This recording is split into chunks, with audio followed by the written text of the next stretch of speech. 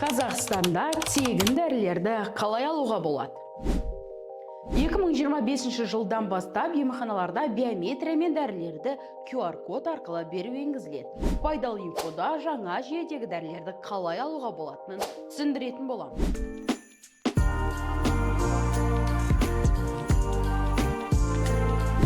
Бірінші қадам өз емханаңыздағы учаскелік терапевтке жүгінесіз. Егер сізге тегін дәрілер берілетін болса, дәрігер жүйеде рецепт жазады.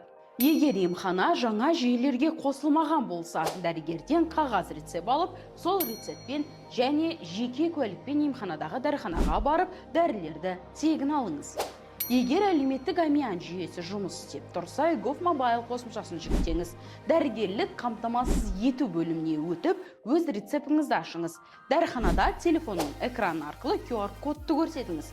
Медбике кодты сканерлеп, дәрілерді беретін болады. Егер емханада Face ID жүйесі енгізілсе, емханада биометриялық сәйкестендіруден өтіңіз.